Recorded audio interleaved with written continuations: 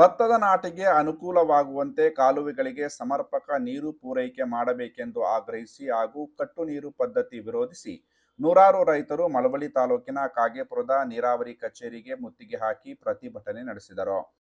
ಬೇಜವಾಬ್ದಾರಿ ನೀರಾವರಿ ಇಲಾಖೆ ಅಧಿಕಾರಿಗಳಿಗೆ ಧಿಕ್ಕಾರ.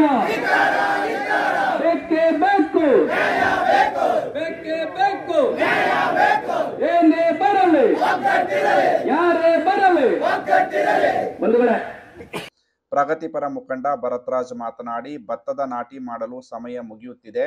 ತಡವಾಗಿ ನಾಟಿ ಮಾಡಿದರೆ ಭತ್ತಕ್ಕೆ ಹಲವು ರೋಗಗಳು ಬರುವುದರ ಜೊತೆಗೆ ಇಳುವರಿಯೂ ಕುಂಠಿತವಾಗುವುದರಿಂದ ಕೂಡಲೇ ಕಾಲುವೆಗಳಿಗೆ ನೀರು ಹರಿಸಬೇಕು ಎಂದು ಆಗ್ರಹಿಸಿದರು. ಒಂದು ನೀರು ಕೊಟ್ಟಿಲ್ಲ ನೀವು. ಎರಡನೇದೇನು, ಎಷ್ಟು ಸ್ಟ್ಯಾಂಡಿಂಗ್ ಕ್ರಾಫ್ಟ್ ಇದೆ ಅನ್ನೋದು ನಿಮ್ಗೆ ಮಾಹಿತಿ ಇದೆಯಾ? ಸ್ಟ್ಯಾಂಡಿಂಗ್ ಕ್ರಾಫ್ಟ್ ಎಷ್ಟಿದೆ ಅಲ್ಲಿ ಮಾಹಿತಿ ಇದೆಯಾ? ಓಕೆ, ಸ್ಟ್ಯಾಂಡಿಂಗ್ ಕ್ರಾಫ್ಟ್ ಅಂದ್ರೆ ಬೆಳೆಗಳು ಎಷ್ಟಿದೆ ಅಂತ ಗೊತ್ತಾದ್ಮೇಲೆ ಆ ಬೆಳೆಗಳಿಗೆ ನೀರು ಬೇಕು ಅನ್ನೋದು ಗೊತ್ತಿದೆ ನಿಮಗೆ? ಗೊತ್ತಿರ್ತಾರೆ. ಗೊತ್ತಿದ್ಮೇಲೆ ಯಾಕೆ ಕೊಟ್ಟಿಲ್ಲ?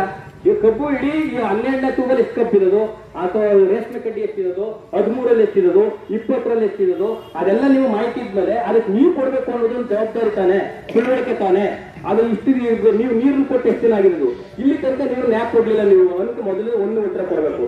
ಎರಡನೇದು, ನೀವು ಆ ನೀರನ್ನು ಕೊಟ್ಟ ನಂತರದಲ್ಲಿ ಈ ಕಾಲುವೆಗಳು ತುಂಬಿ ಅಲ್ಲಿ ಅಕ್ಕಪಕ್ಕ ಇರ್ತಕ್ಕಂಥ ಕೆರೆ ಕಟ್ಟೆಗಳಿಗೆ ನೀರು ಹೋಗಿದ್ರೆ ದನ ಕರುಗಳು ಕುಡಿಲಿಕ್ಕೆ ನೀರಾಗ್ತಿತ್ತು, ಅಂತರ್ಜಲ ಹೆಚ್ಚಾಗ್ತಿತ್ತು.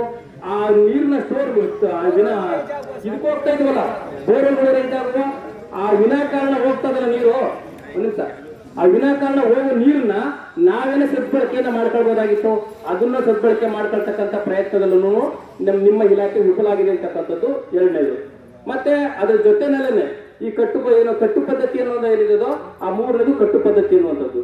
ಈಗ ನೀವು ಭತ್ತ ಯಾವಾಗ ನಡಬೇಕು ಅಂತ ಗೊತ್ತಿದೆ ನಿಮಗೆ? ನಾಟಿ ಯಾವಾಗ ಹಾಕ್ಬೇಕು ಅಂತ ಆಯ್ತಲ್ವಾ? ಭತ್ತ ನಾಟಿ ಹಾಕ್ಬೇಕು ಅಂತ ಇರುವಾಗ ಭತ್ತಕ್ಕೆ ನೀವು ಒಟ್ಲಿಗೆ ನೀವು ಫಸ್ಟ್ ಎಲ್ಲ ಏನ್ ಮಾಡ್ತಿರೋ, ಒಟ್ಲಿಗೆ ನೀರು ಅಂತಲೇ ಬಿಡ್ತಿದ್ರು. ಒಟ್ಲಿಗೆ ನೀರು ಅಂತ ಆಯ್ತಾ? ಒಟ್ಲಿಗೆ ನೀರು ಅಂತ ಬಿಡ್ತಿದ್ರು. ಒಟ್ಲು ನೀರು ಅಂತ ಬಿಡ್ತಿದ್ರು. ಆ ಒಟ್ಲು ನೀರು ಬಿಡೋ ಪದ್ಧತಿನೂ ನೀವು ಮಾಡ್ಲಿಲ್ಲ. ನೀವು ಇಲ್ಲಿ ತನಕ ನೀವು ರೈತರುಗಳಿಗೆ ತೊಂದರೆನೆ ಕೊಟ್ಟಿದ್ದೀರಾ. ನಿಮ್ಮಿಂದ ರೈತರುಗಳು ಬಹಳ ಸಂಕಷ್ಟಕ್ಕೊಳಗಾಗ್ತಾ ಇದ್ದಾರೆ. ಇದು ಒಂದ್ ಕಡೆ ಪ್ರಕೃತಿ ವಿಕೋಪದಿಂದ ರೈತ ಸಂಕಷ್ಟಕ್ಕೊಳಗಾದ್ರೆ ನಿಮ್ಮಗಳ ಬೇಜವಾಬ್ದಾರಿತನದಿಂದ ನೀವು ನಾಲಾಯಕಾದಂತಹ ಅಧಿಕಾರಿಗಳು, ಆಡಳಿತ ವರ್ಗಗಳು, ಜನಪ್ರತಿನಿಧಿಗಳು ಇರೋದ್ರಿಂದ ಇವತ್ತು ರೈತರುಗಳೆಲ್ಲ ಕಷ್ಟವನ್ನು ಅನುಭವಿಸಬೇಕಾದಂತ ಸ್ಥಿತಿ ನಿರ್ಮಾಣ ಆಗಿದೆ. ಆ ಹಿನ್ನೆಲೆಯಲ್ಲಿ ನೀವು ಕರೆಕ್ಟಾಗಿ ಮಾತಾಡಬೇಕು. ಪ್ರಗತಿಪರ ಚಿಂತಕ ಎಂವಿ ಕೃಷ್ಣ ಮಾತನಾಡಿ, ಅಣೆಕಟ್ಟೆ ತುಂಬಿದ್ದರಿಂದ ರೈತರು ಕೃಷಿ ಮಾಡಬಹುದು ಎಂದು ಸಂತಸದಲ್ಲಿದ್ದರು. ಆದರೆ ಕಾವೇರಿ ನೀರಾವರಿ ನಿಗಮದ ಅಧಿಕಾರಿಗಳು ಕೃಷಿಗೆ ನೀರು ಕೊಡುವುದನ್ನು ಬಿಟ್ಟು ಕೆರೆಕಟ್ಟೆಗಳಿಗೆ ನೀರು ತುಂಬಿಸುತ್ತಿರುವುದು ಸರಿಯಲ್ಲ. ಗದ್ದೆ ಬಯಲಿನ ಹೆಚ್ಚುವರಿ ನೀರಿನಿಂದ ಕೆರೆಕಟ್ಟೆಗಳು ತುಂಬುತ್ತವೆ ಎಂಬ ಕನಿಷ್ಠ ಜ್ಞಾನವೂ ಅಧಿಕಾರಿಗಳಿಗೆ ಇಲ್ಲದಂತಾಗಿದೆ ಎಂದು ಆಕ್ರೋಶ ವ್ಯಕ್ತಪಡಿಸಿದರು. ದೊಡ್ಡ ಎಂತ ಸಾಮಾನ್ಯ ಕೂಲಿಗೆ ಏನಾಗ್ಲಿ, ಯಾರೂ ಕೂಡ ಯಾರನ್ನ ಬಿಟ್ಟು ಬದುಕೋಕ್ ಸಾಧ್ಯ ಇಲ್ಲ. ನಮ್ಮ ಮನೇಲಿ ಕೂಲಿನೇ ಸಿಗುವುದಿಲ್ಲ ಈಗ, ಹೌದಾ? ಕಷ್ಟ ಆಯ್ತಾ? ಕೂಲಿಯವರಿಲ್ಲ, ಹಂಗಾರೆ ಕೂಲಿಯವ್ರ ಲೆಕ್ಕಕ್ಕೆ ಆಯ್ತಾ ಇದೆ. ಇವ್ರಿಗೆಲ್ಲ ತಿಳುವಳಿಕೆ ಇಲ್ಲ. ಒಂದಲ್ಲ ಒಂದ್ ದಿವಸ ಹುಡುಕಲ್ಲ. ಒಂದು ವರ್ಷ ಪೂರ್ತಿ ನೀರೇ ಇರಲಿಲ್ಲ, ಕಾಲಲ್ಲಿ ನೀರೇ ಕೊಡ್ಲಿಲ್ಲ. ಕಾವೇರಿ ನೀರಾವರಿ ನಿಗಮದ ಸಹಾಯಕ ಕಾರ್ಯಪಾಲಕ ಇಂಜಿನಿಯರ್ ಭರತೇಶ್ ಕುಮಾರ್ ಮಾತನಾಡಿ, ಜನ ಜಾನುವಾರುಗಳಿಗೆ ಅನುಕೂಲವಾಗುವಂತೆ ಮೊದಲು ಕೆರೆಕಟ್ಟೆಗಳಿಗೆ ನೀರು ತುಂಬಿಸಲು ಮುಂದಾಗಿದ್ದೆವು. ಆದರೆ ಹಲವಾರು ಕೆರೆಗಳಲ್ಲಿ ಹೂಳು ತೆಗೆದಿರುವುದರಿಂದ ನೀರು ತುಂಬಿಸಲು ಹಲವು ದಿನಗಳು ಬೇಕಾಗುತ್ತದೆ.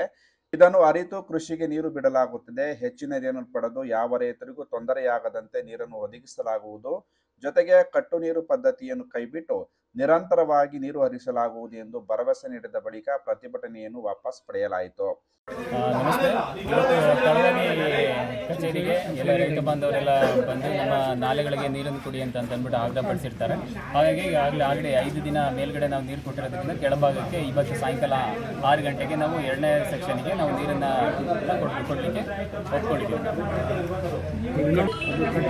ಪ್ರತಿಭಟನೆಯಲ್ಲಿ ಸತೀಶ್, ವಿಜಯೇಂದ್ರ, ನಾಗೇಂದ್ರ, ಆನಂದ, ಸುಬ್ಬೇಗೌಡ, ಮರಲಿಂಗಯ್ಯ, ನಾಗಯ್ಯ ಸೇರಿದಂತೆ ಹಲವರು ಉಪಸ್ಥಿತರಿದ್ದರು.